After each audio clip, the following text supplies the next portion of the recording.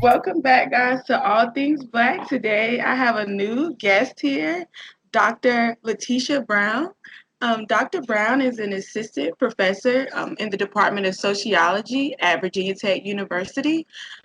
Um, Dr. Brown's research focuses on the intersection of race and gender with respect to representation of Black female athletes as well as social relationships in food.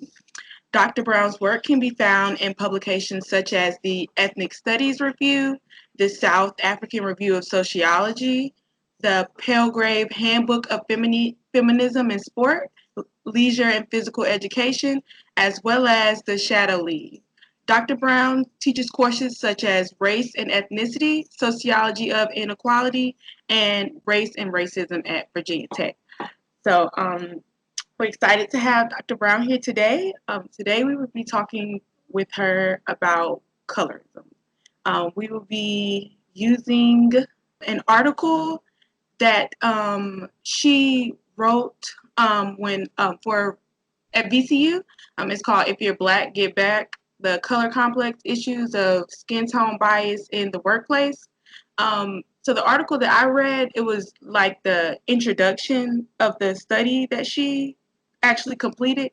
So I will ask her some questions about that article, but she will also tell us about what happened when she finished the research. So thank you for coming to talking with us today. Okay, so our first question is, how does skin tone play a role in the socioeconomic lives of African American people? Yeah. So just a little background. This is a project that I did when I was an undergraduate at the University of Northern Colorado with the McNair Scholars Program. And I was interested in how skin tone influenced the socioeconomic lives of Black women. And what we know from the research is that lighter skinned African Americans tend to experience more outcomes in terms of education, income, and marriage. They tend to have better outcomes. And one of the theories behind this is the preference for whiteness theory, which is the notion that phenotypic characteristics that are closer to white are privileged in our society. So what is the connection between President Barack Obama and colorism? From your work, do you find that white people or even other Black people see lighter tone Blacks as the more acceptable kind, and they're more willing to hire them or trust them with certain things?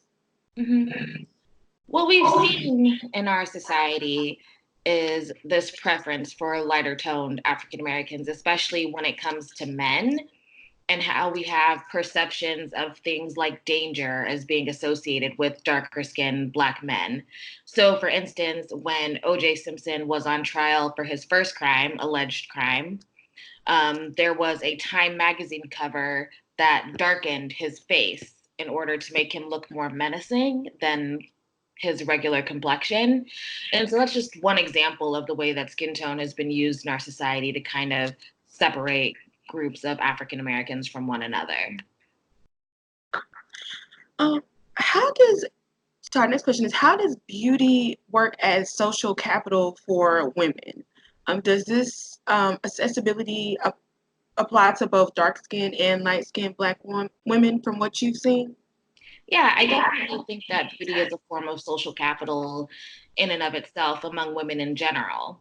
Okay. And so the more that you conform to the standard within a society, the more access and opportunities you might have. And I know within the work that I did that some of the women felt that light skin was associated more with beauty than dark skin. Okay. All right. How do the Hunter studies show, or what do they show about the economic difference between light-skinned and dark-skinned Black women? Yeah, in the studies by Margaret L. Hunter that drew on survey data, she found that with decreasing gradations on the skin tone chart, like the lighter skinned an individual was, the more likely they were to have higher levels of education, income, and marriage. Okay. Um, oh, so I did see that in your article, and so I read something, and so it seemed like it was trying to like contradict that point, like that many people have found. And they stated that this. So basically, they were trying to prove that wasn't a manifestation of colorism. So basically, what they were saying was that it's an issue with perceptions of attraction. So to me, that would seem like if only certain people are perceived as attractive, and that's what pushes them or elevates them into these higher, social class or etc., then that would be, linked to colorism. But they were arguing that it was just a link to who's attractive and who isn't attractive.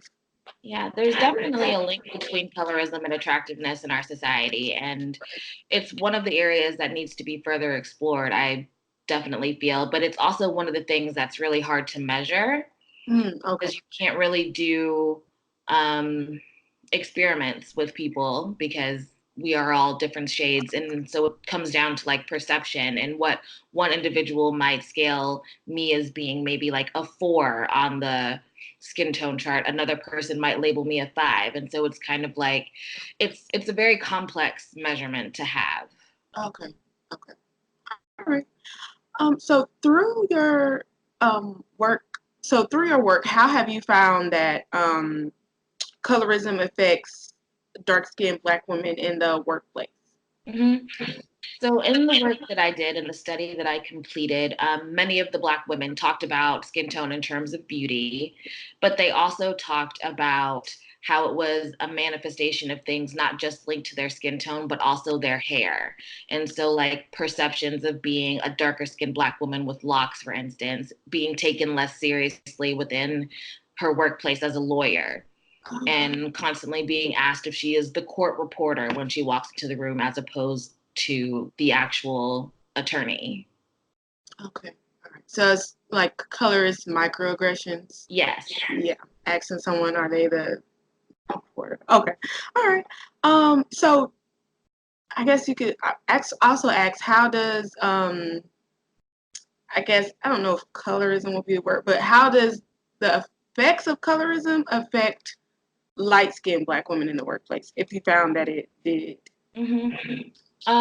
One of the women in the study talked about how they were doing a election in her class to decide which person would get to be kind of like the spokesperson. And the person that was getting the most votes was a lighter skinned Black woman, even though she wasn't really the best candidate for this particular position.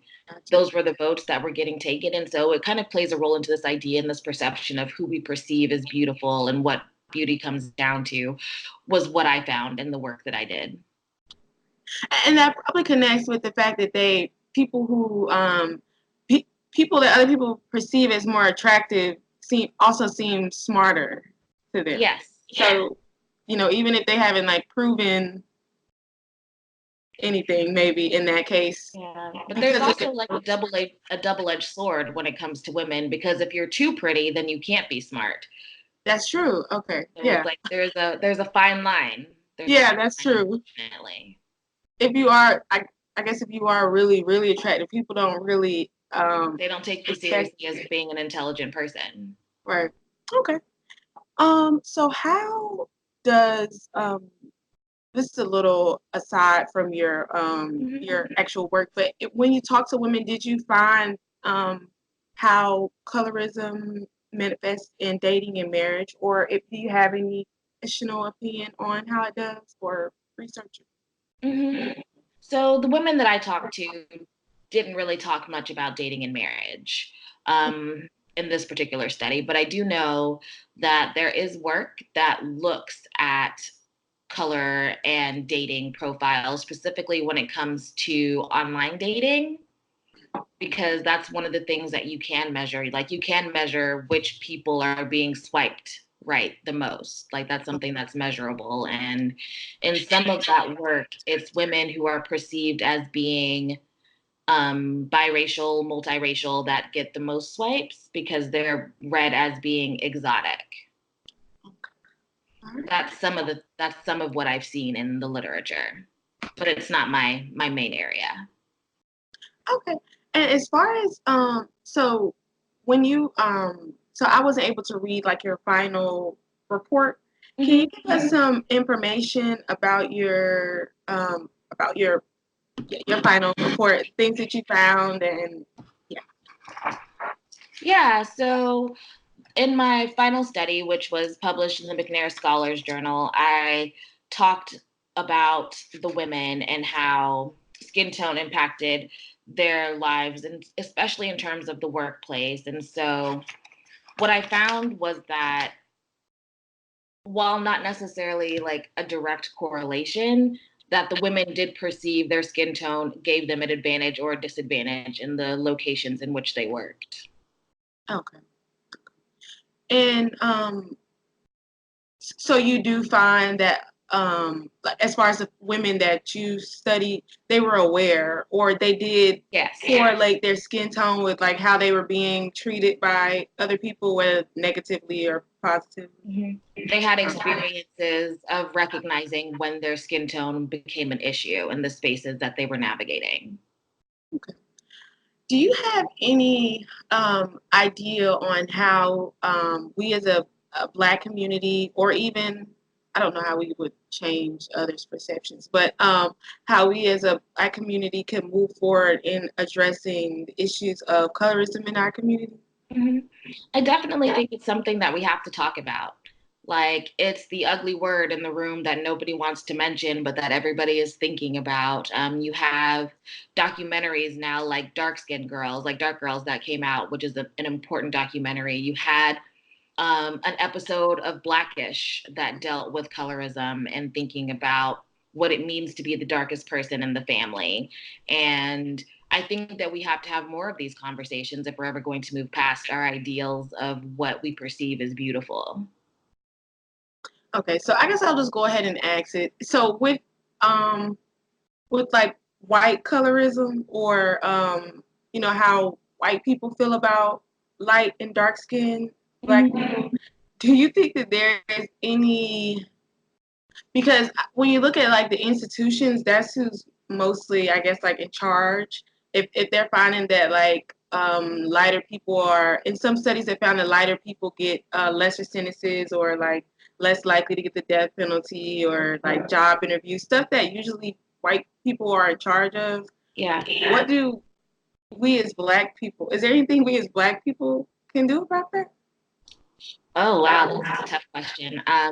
It's a structural issue, right? So we have to change the structures, and hopefully the structures will begin to look more like us than they have in the past if these are the systems that we have to operate within. But I mean, like, there's nothing that we can do as Black people that's going to get us a lighter sentence if we're going to be up against a biased judge. Like, I can't walk into a room and suddenly be light skinned. Like, Right. that won't happen. So it's more, I think, like just operating and navigating within yourself and trying to make the best out of situations that you can. Right. But it's tough. It's tough. All right. Well, so thank you so much for coming in and speaking with us about your work, Dr. Brown. And we are glad that we got to know more about your work, and we appreciate you coming. Thank you. Okay. Thank you. Bye. Bye.